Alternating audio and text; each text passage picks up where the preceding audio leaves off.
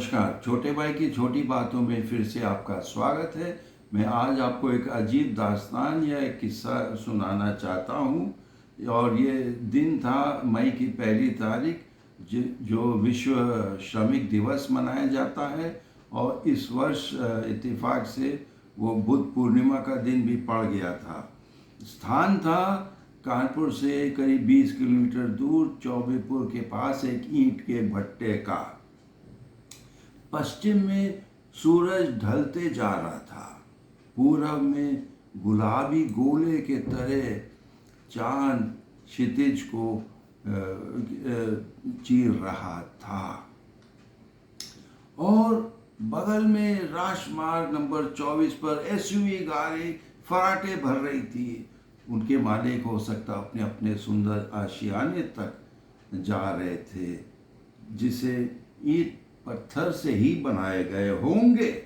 लेकिन क्या उन लोगों ने कभी सोचा कि उस घर के निर्माण में वो ईंट कहाँ से आए और उसको बनाने में किसका खून पसीना बहाया गया? इस चिंतन के बीच में अचानक बच्चों की चिल्लाने की आवाज आई। ये थे ईंट भट्टे के मजदूरों के बच्चे, जो पूरे जोश के साथ गीत गा रहे थे। आइए हम उन्हीं का ये दृश्य देखें। ये ईंट का भट्टा है, कालरा ईंट का भट्टा है, जहाँ कार्यक्रम हो रहा है इन्हीं मजदूरों के बच्चों के शिक्षा दीक्षा के लिए, जो हम देख रहे हैं कि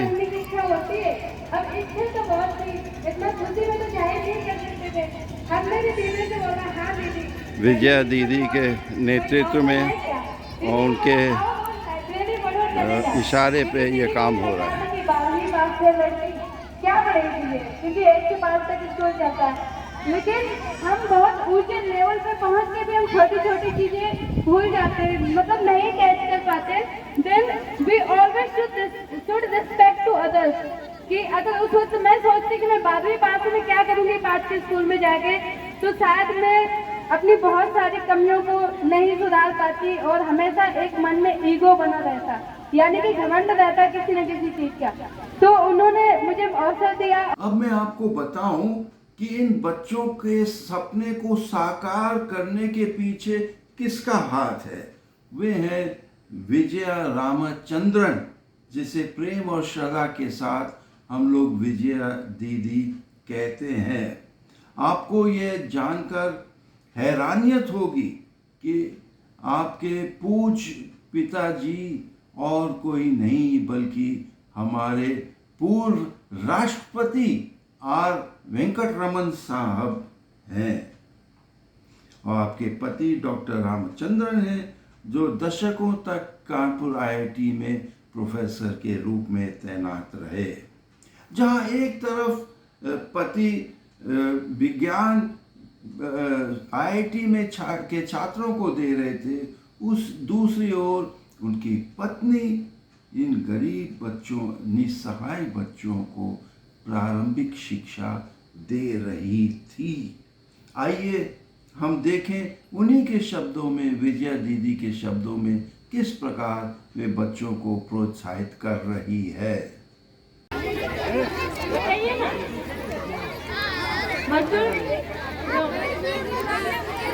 अच्छा, ये हमको बताइए, आप अपने बच्चों को पढ़ाना चाहते हैं कि नहीं चाहते हैं, ये बताइए हमें। चाहते हैं।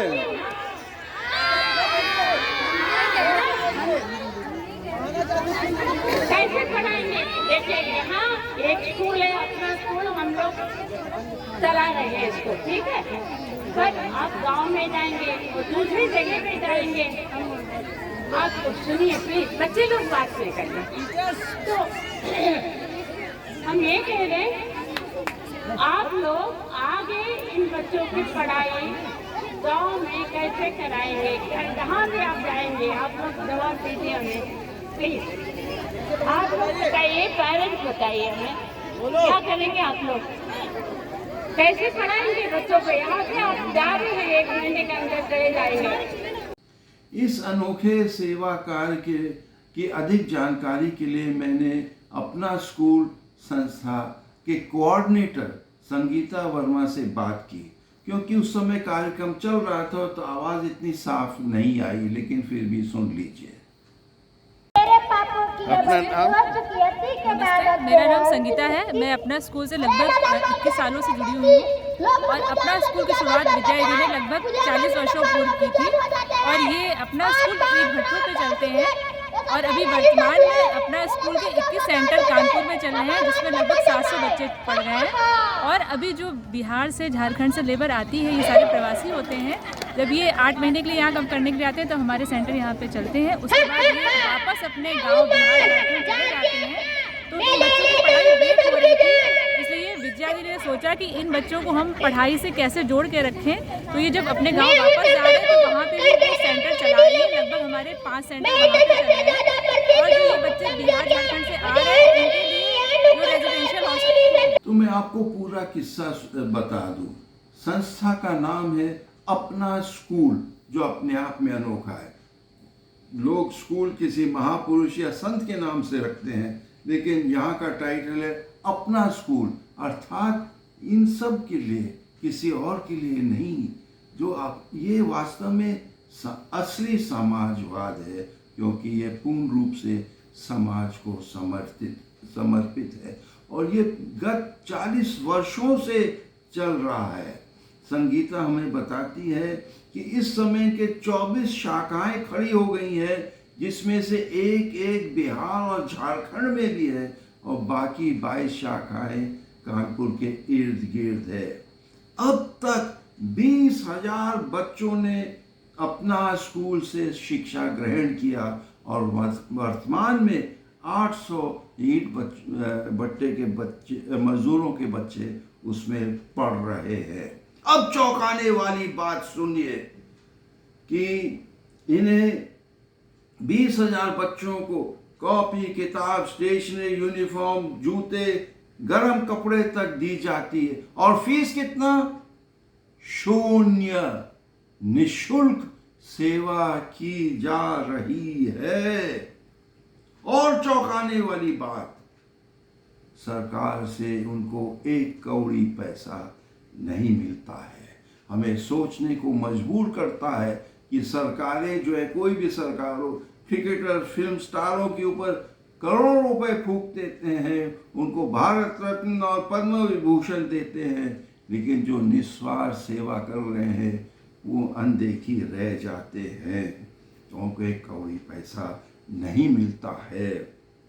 आगे सुनिए, संगीता बताती है कि अब बिहार और झारखंड, यूपी में नहीं, बिहार और झारखंड के प्रांतों में इनमें से 150 बच्चों को सरकारी छात्रावासों में दाखिला मिला है, जो अपने आप में एक और बड़ी कामयाबी है।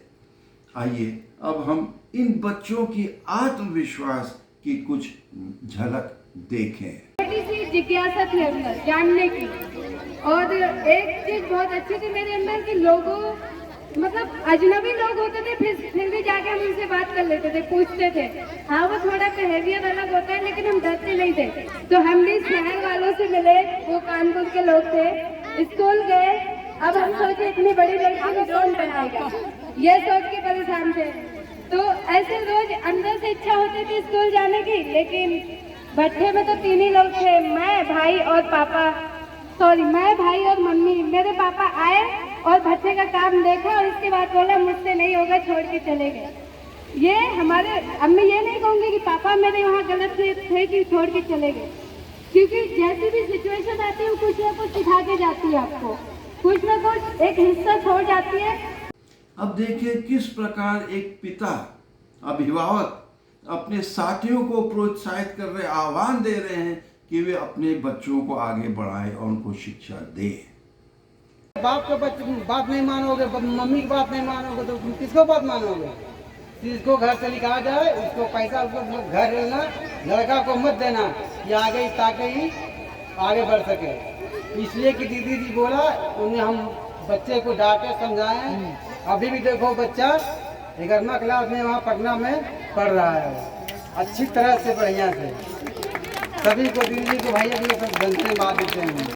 बच्चे अपनी प्रस्तुति पेश कर रहे हैं, आइए हम उसकी भी एक झलक देखें।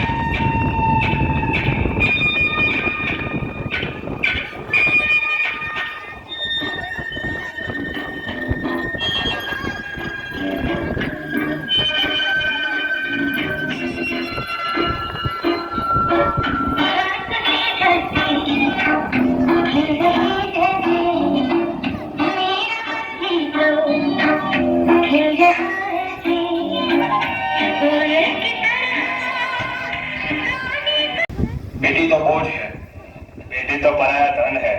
बेटी को पढ़ा लिखा कर क्या करोगे?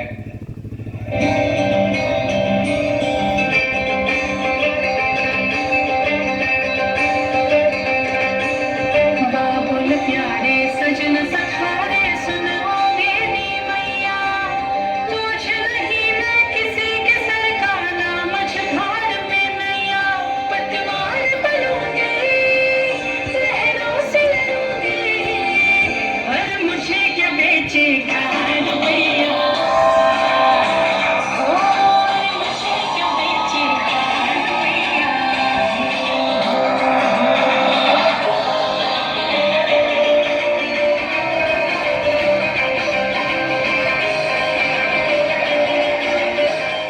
पूछने पर संगीता ने ये भी बताया कि ये ओपन स्कूल होने के कारण नेशनल ओपन स्कूल से ये बच्चों को 3rd, 5th और 8वें क्लास के परीक्षा दिलवाई जाती है जो सरकारी मान्यता प्राप्त है। और मैं एक बात और बोलूं, बिना ईंधन की कोई गाड़ी नहीं चल सकती है। जब बच्चे पैसे नहीं दे रहे, सरकार पैसा नहीं दे रहा है, तो ये गाड़ी कैसे चलेगी। बताया गया कि कुछ समाज सेवी संस्थाएं हैं जो अपना स्कूल को फाइनेंशियल सपोर्ट देती हैं। अब अंत में ये बोलूँगा, ईंट भट्टे के बच्चे और दूसरों में क्या अंतर है। पहली बात कि वे प्रवासी हैं, दूसरी बात कि केवल उन लोगों को 8 महीने की नौकरी मिलती, काम मिलता है, और बरसात के दिनों में भट्टे बंद हो जाते हैं और ये मजदूर बच्चे सहित अपने गांव वापस चले जाते हैं। जब गांव वापस जाते हैं तो उनकी पढ़ाई भी टूट जाती है। भरोसा नहीं कि अगले वर्ष वो फिर आएंगे तो इसी भट्टे पे आएंगे और आगे पढ़ पाएंगे या नहीं पढ़ पाएंगे। तो वास्तव में ये चुनौतीपूर्ण है। अंत में मैं एक तीर ज़रूर चलाऊंगा। सैकड़ों इंग्लिश मीडियम स्कूल हैं और हो सकता है वे इन्हीं मजदूरों के बनाए हुए ईंटों से निर्मित है, और ये शिक्षा संस्थाएं दावा करते हैं कि हम सेवा कार्य कर रहे हैं। लेकिन मैं मानता हूँ कि असली सेवा वो है जहाँ ऐसे निस्सहाय लोगों को निःशुल्क सेवा और निस्वार्थ भाव से दी जाती है। मैं विजया दीदी, शालिनी और अपना स्कूल के टीम को हाथ जोड़ के नमन करता हूँ। और हाँ, यदि इस वीडियो को देखने से अपनी अंतरात्मा में कोई कांटा चुभ रहा है तो चुभने दो, हमको सोचने को मजबूर कर दें। इस वीडियो को देखने के लिए बहुत बहुत धन्यवाद। लाइक, शेयर, कमेंट, सब्सक्राइब करिए। जय हिंद।